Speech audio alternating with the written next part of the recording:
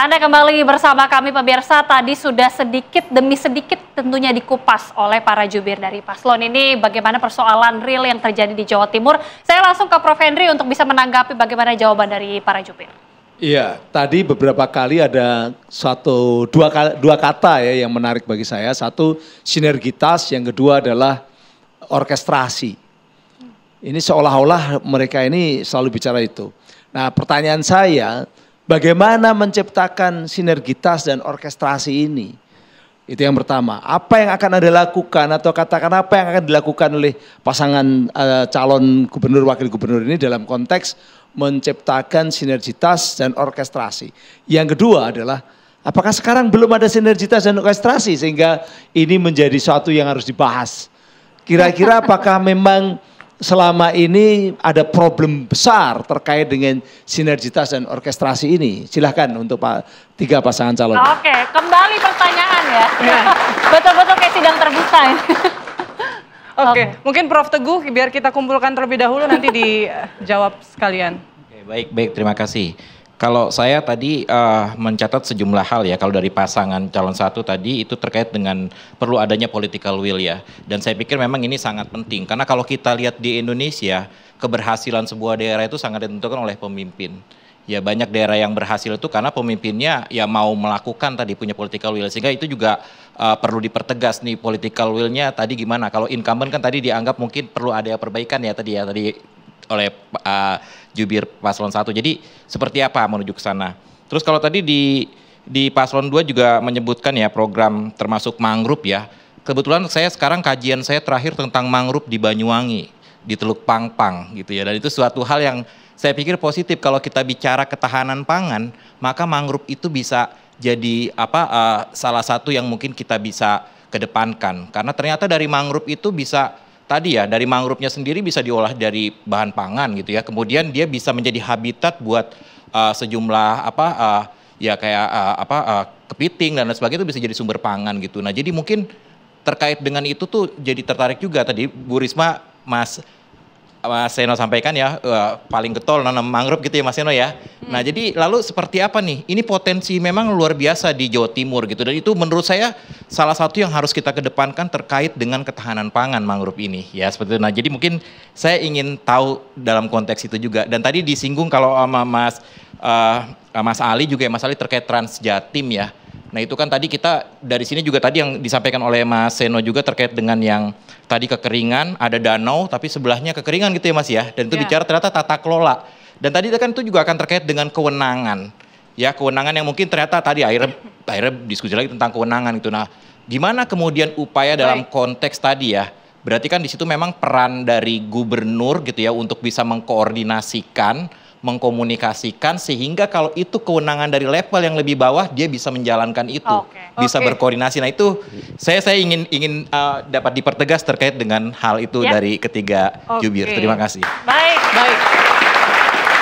Mungkin langsung yang pertama, langsung saya mungkin minta ke Mas Rizal tadi pertanyaan soal orkestrasi sinergitas yang dimaksud, boleh dijelaskan bagaimana itu? Waktunya sekitar 1,5 menit Mas. Ya. Betul, orkestrasi menjadi penting. Bagaimana kita bisa mengukur suatu daerah provinsi itu berhasil atau tidak, bukan hanya dari skala makro, tapi dari skala mikro bagaimana ia bisa mengembangkan potensi-potensi yang ada di dalam daerah kabupaten kota yang ada di dalamnya. Karena ini yang menjadi kata kunci, bagaimana provinsi itu bersama-sama dengan daerahnya. Karena tanpa kabupaten kota, kan provinsi tidak lagi menjadi segitu signifikan. Yang kedua, kenapa akhirnya Luluk Lukman yang diusung oleh PKB, bicara soal orkestrasi, Luluk ini pernah punya pengalaman menjadi champion dalam undang-undang TPKS. Yang mana tadi kalau misalkan bicara ego sektoral, ini juga soal kepentingan politik. Ada banyak partai politik di sana dan berhasil dikonsolidasikan lewat apa? Lewat pendekatan-pendekatan yang tentu bisa mendengar apa yang dibutuhkan dan juga mengakomodasi dengan tepat sesuai dengan prinsip dan nilai. Maka ke depan pendekatan-pendekatan seperti ini yang akan dilakukan oleh Mbak Luluk dan Mas Lukman ke depannya agar apa? Jatim bisa maju tanpa meninggalkan satu pun kabupaten dan kota yang ada di dalamnya. Boleh singkat saja, Prof. Silakan. Ya, persoalannya pengalaman di legislatif itu beda dengan di eksekutif. Legislatif itu adalah persoalan politik, bagaimana proses politik yang kadangkala kalau fraksi-fraksi sudah sepakat ya, yang di bawah itu mengikuti lalu gitu. Nah, persoalan bagaimana ketika itu harus diimplementasi di eksekutif yang berbeda. Oke, Mas Saya Rizal. jawab singkat kalau gitu. Kami percaya ada 3 hal yang harus dilihat dalam menilai pemimpin. Yang pertama adalah integritasnya, yang kedua adalah visi, yang ketiga adalah rekam jejaknya. Setidaknya integritas dan rekam jejaknya sudah terbukti dari apa yang dilakukan di legislatif. Betul, belum ada rekam jejak eksekutif yang dilakukan oleh Mbak Luluk dan Mas Lukman. Karena itu hanya akan terjadi dimulai dari 2024 sampai 2029. Terima kasih Prof. Andri. Mas Andi, langsung silakan. Mas Andi boleh? Langsung silakan. Ya, terima kasih Prof. Hendri. Tadi Prof. Teguh juga menyampaikan 2015 hektar itu merupakan terbesar sepulau Jawa untuk mengenai mangrove. Jadi itu bolak-balik kami harus mengatakan perlu orkestrator ulung yang sudah teruji, yang sudah terbukti. Selama 5 tahun ke belakang ini kita sudah bisa melihat kinerja yang sudah tercapai. Jadi kita akan melihat bagaimana nanti visi misi beliau pada saat debat pamungkas. Saya yakin rekan-rekan sekalian akan melihat secara detail, secara gamblang data dan fakta. Dan sekali lagi Jawa Timur akan menjadi pintu gerbang Nusantara. Terima kasih. Oke. Silakan Mas Eno. Ya kalau tone saya mungkin agak berbeda. Kita di Jawa Timur tidak hanya butuh sekelas orkestrator. Kita tahu Jawa Timur provinsi besar, maka perlu eksekutor di situ yang bisa menyelesaikan persoalan tidak hanya dalam bentuk konsep tapi mengerti persoalan dan tahu solusinya. Sebab kalau misalnya Jawa Timur sebagai provinsi yang sangat besar itu mau begini-begini saja, tidak ada pembangunan akseleratif yang baik. Saya nggak mau terjebak di angka-angka dan data ya, tetapi sebagai warga Jawa Timur, warga Surabaya yang merasakan itu harian begini-begini saja, maka saya rasa tidak perlu tokoh sekali Bukovifa jadi gubernur. Jangan-jangan Mas Rizal, Mas Andi saja bisa jadi gubernur kalau kemajuannya hanya begini-begini saja gitu. Nah, tetapi Jawa Timur ini nggak main-main. Ini provinsi yang istimewa, provinsi yang sangat besar, maka harus dipimpin oleh pemimpin yang mengerti persoalan teknis di lapangan. Nah, maka dari itu saya katakan hari ini kalau bicara tentang sinergitas, Jawa Timur punya Bakorwil. Ini struktur yang sangat khas di Jawa Timur. Badan Koordinasi Wilayah di bawah koordinasi pemerintah provinsi.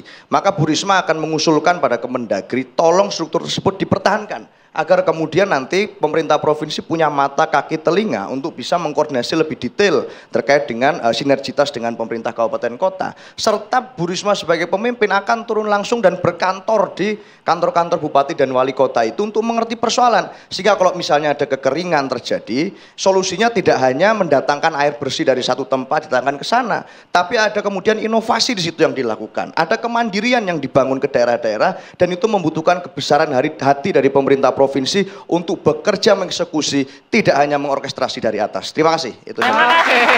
Baik, terima kasih Mas Eno, Mas Andi, Mas Rizal, luar biasa ya, udah berasa panasnya ya. Walaupun debat hanya tinggal menghitung menit, tapi kita sudah merasakan panasnya jelang debat pemilihan gubernur dan wakil gubernur Jawa Timur 2024. Ya, sesaat lagi pemirsa ini tampaknya sudah akan dilangsungkan debat pada malam hari ini. Langsung saja kita akan hadirkan untuk Anda bagaimana jalannya debat calon gubernur dan calon wakil gubernur Jawa Timur 2024 selengkapnya untuk Anda.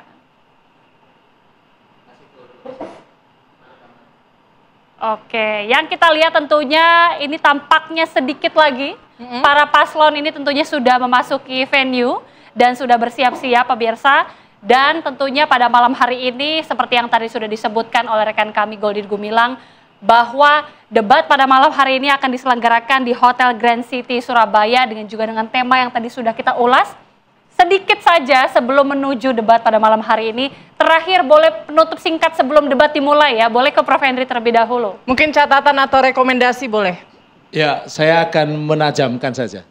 Tadi ada istilah baru selain sinergi dan kemudian orkestrasi, ada eksekutor. Eksekutor, betul.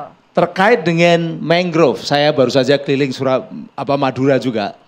Dan ada beberapa kafe di pinggir laut, di pinggir Madura, saya di sana. Dan banyak mangrove memang. Tapi mohon maaf, mangrove itu menjadi tempat berlabuhnya sampah-sampah plastik dan sebagainya.